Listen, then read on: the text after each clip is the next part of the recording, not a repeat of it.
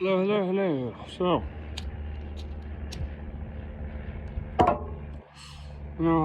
just for some background, um, I've always been a fan of Salman Rushdie. Have I fully read his books? No, not really.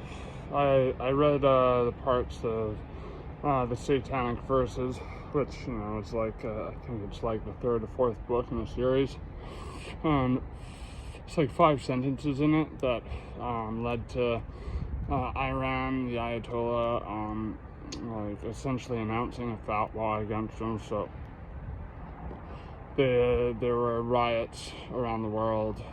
I'm sure many of you remember this or have seen footage of it, where they're burning like effigies of Rushdie, and he went into hiding for like a decade with the help of Christopher Hitchens. And it kind of sucks for him because he was like he was a playboy. Like he liked his fine women.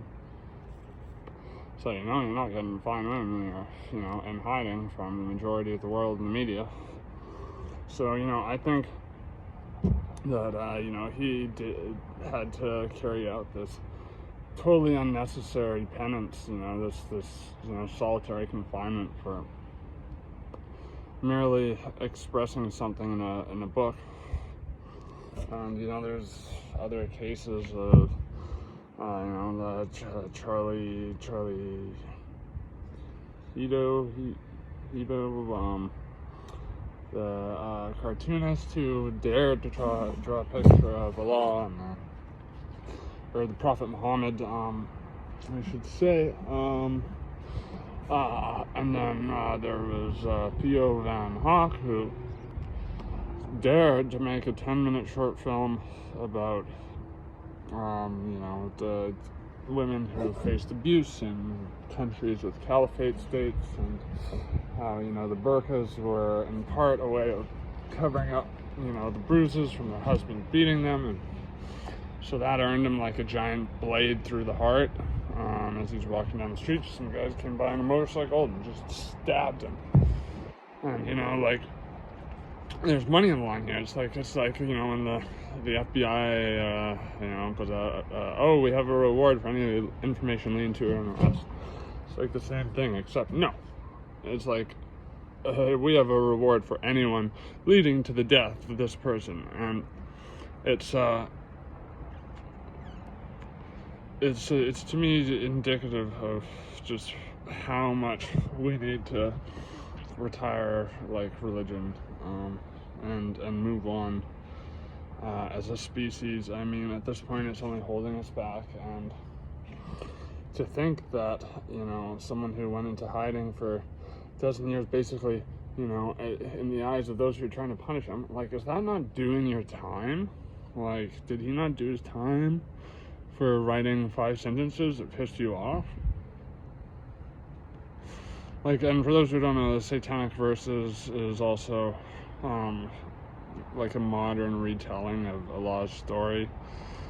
I don't think that's what pissed them off, though. I think it was like 5 sentences that you're not supposed to utter, or some shit from the Quran, but like, not supposed to utter it. Why is it in the fucking Quran? Like, these supposed Satanic Verses. Why is your holy book like made so you could potentially use it for evil? I mean, I'm not saying it's fucking every Muslim person is bad. That's definitely not the case. I mean, I've made clear my principles when it comes to judging people. I judge them on an individual basis. But I just find this very sad. Like, I think I was under the false impression that the Ayatollah had rescinded on this, assassination of Rushdie, but apparently that wasn't the case. And so this guy decided to try and cash in, and nearly killed him in the process, like stabbed him multiple times in broad daylight. And it's upsetting. I just really wish, I wish I could see a society without the influence of religion. I know a lot of you are probably like, oh, careful what you wish for. You know, religion's what is the moral backbone of society. And it's like, yeah, I'm going to quote Rush from True Detective.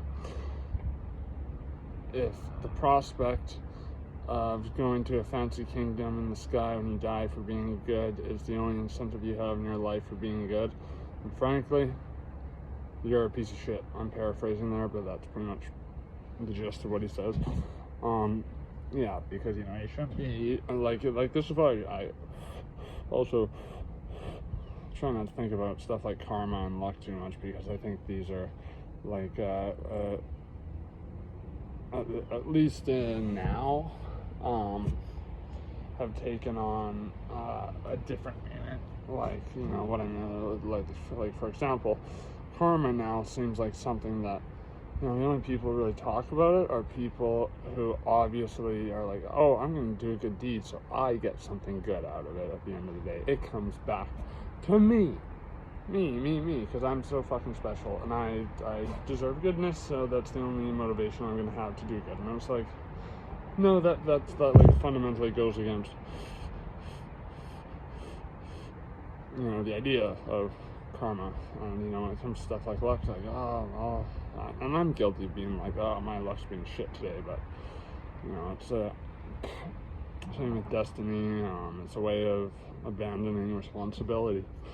And, you know, I think with the world stage as it is today, everyone's so goddamn just scared of pointing the finger at any group and saying this is, you know, maybe not so good. Like you know, the Catholic Church, you can vilify till, you know, to kingdom come and get away with it, because everyone knows the Catholic Church is pretty like deplorable in a lot of ways, and, you know, rich and untouchable, so who cares, fuck them. But when it comes to stuff like Islam, you know, you have to be very careful about how you tread, or you're like a xenophobe or whatever. And like,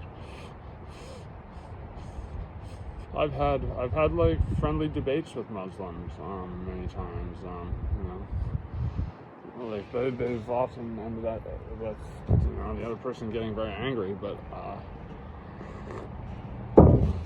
like, it just seems to me like, and I do not know anywhere near enough to like say anything with authority on their religion, but it just seems to me like there's more of a propensity for you know, violence and self-righteousness, self-assuredness, and these are dangerous qualities, I think, in today's day and age, in any day and age, honestly. I mean, at the same, you know, the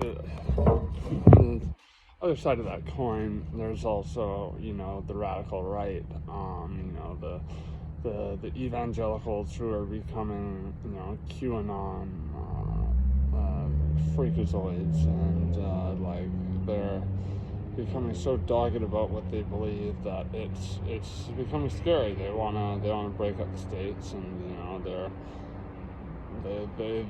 they're like all those, you know, groups of say Jehovah's Witnesses who had prophets that time and time again were like, I think Mormons did too, were like, this is the end times is going to happen.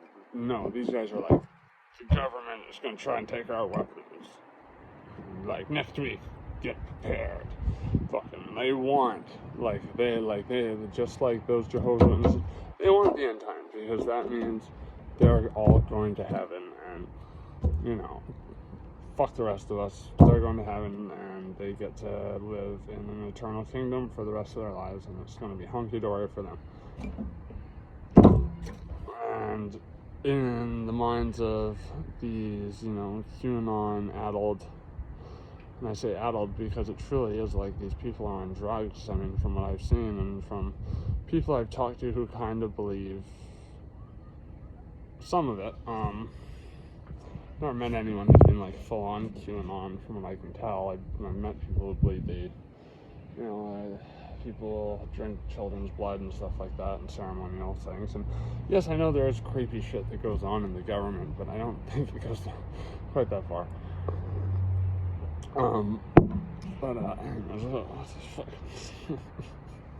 Yeah, Baptist evangelicals, they are starting like I remember in Jesus camp, that fucking really depressing but like shocking documentary on the indoctrination of children through this very, very bizarre and disturbing summer camp with like beyond questionable tactics who were terrorizing children. And the woman running it, who is a complete loon, actually said, I want these kids to be as passionate about picking up a Bible and going out and preaching as a child soldier in a Middle Eastern country is about picking up a hand grenade and setting it off as a suicide bomb for Allah. And I was like, that's an interesting comparison. That's a revealing comparison for you to draw. Like, okay, you want to radicalize these kids. So, like, I'm not just picking on Islam here. Like, there's fucking, there's just not just like extreme malice and greed and abuse of authority and like mass mind control and so on that's going on with the more radical end of religious groups, but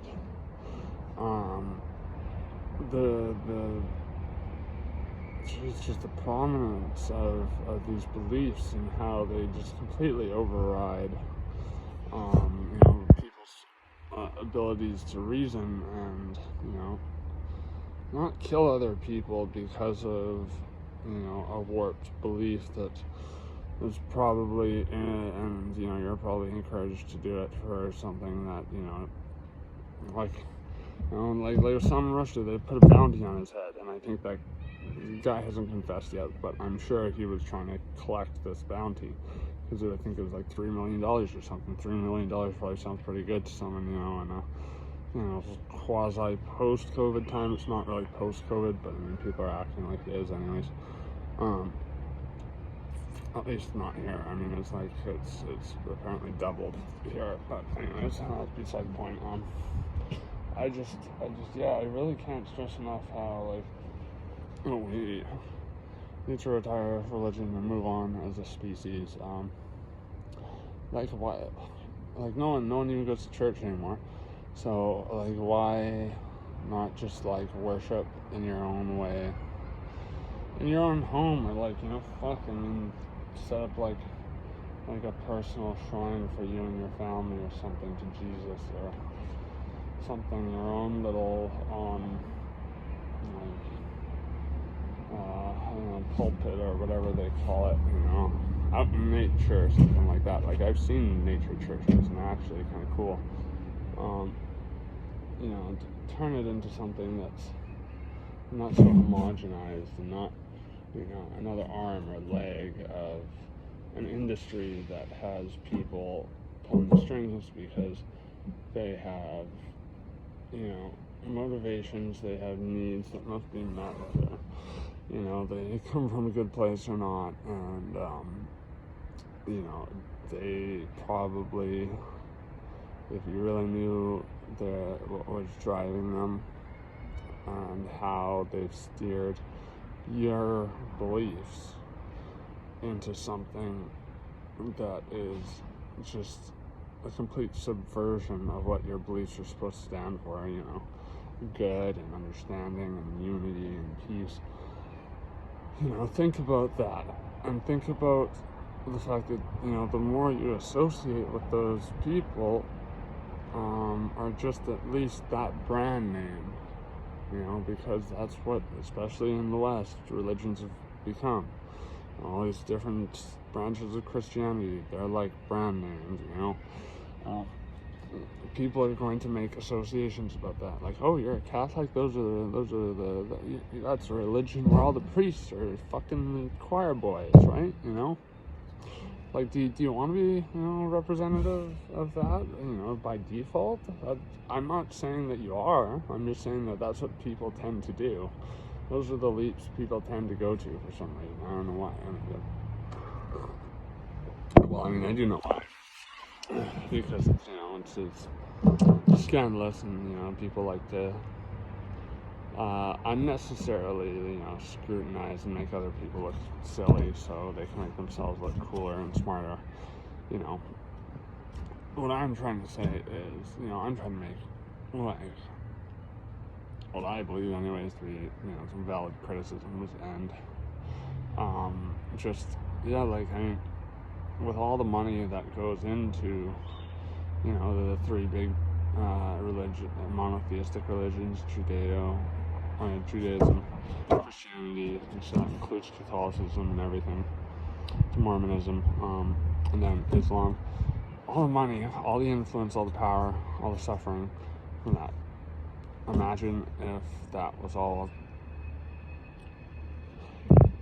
for, say, the suffering and violence gone tomorrow, and that money was cycled back into the world in a way that was meant to help people, and that people who were once under that spell now had a new opening in their life for something to give them meaning.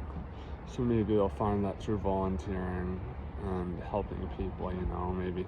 Like, one thing I have respected about Christians through my life is, I stayed with a lot of shelters when I was homeless because it was fucking cold out in my city in the winter.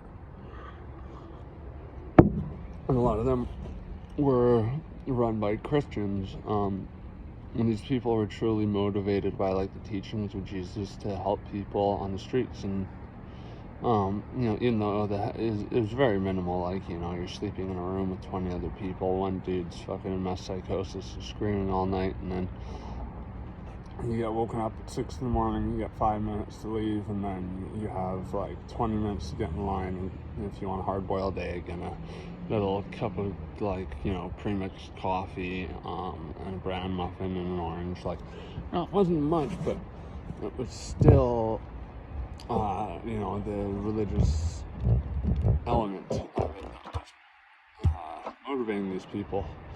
But at the same time, I revert back to the Russ Cole quote I made. Do you need religion to do that? No, you're perfectly capable, obviously. So in a way, I respect that they are doing it, but it just sucks that they're doing it from a place of wanting to find virtue, in the eyes of the Lord or whatever. And I know. So I just felt like making this because I was just upset to hear about Salman Rushdie, and there's a lot of shit that's happened over the last little while that I don't talk about, like R. Kelly going to jail, which, fuck yeah, that guy. I've seen the documentaries on him from the victims, and, he was a pretty fucking awful dude, and it's, about time. But, I want to talk about this because, I like Salman Rushdie. I more so understand him as a sort of philosopher and sort of political commentator.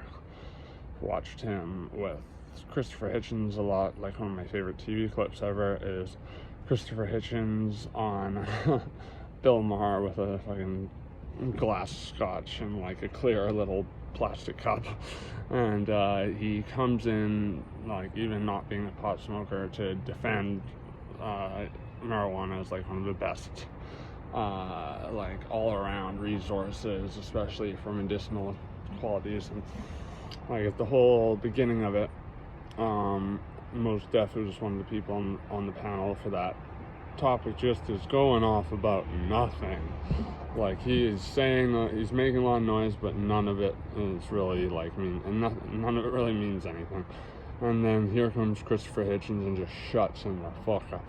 And I actually didn't even agree with Salman Rushdie's points that he made on that panel, but that panel was one of the most entertaining things I've ever seen, even though I'm not a fan of Bill Maher, I am a fan of certain segments, particularly the ones with Christopher Hitchens, because it's usually Christopher Hitchens vehemently disagreeing with Bill Maher on topics. But since, Bill Maher is pro, he's on anyone's side who's, when they're talking about, like pro weed stuff, he wasn't chewing them apart there, but I've seen him chew them apart many times. But in any case, yeah, I hope Salman Rushdie does not sustain any severe injuries out of this. I hope he can still get a boner nice and easy, because apparently, yeah, he has a taste for fine women. I don't know if he's married now. I don't know much about the guy's life, but except I know that he was, I believe, born in was Iran or India or something, and lived there till he was a kid, and then that's why he has kind of an intimate understanding of Islam, something like that. I don't know. I'm not an expert on the guy. As I said, I haven't even read any of his books. I've read parts of the Satanic Verses. I know about his books, but I've listened to him more as a political commentator. I just think what happened to him is indicative of something on a much larger scale, and I wanted to take this opportunity to address it. So thank you for listening. Appreciate it as always. Have a good one, guys.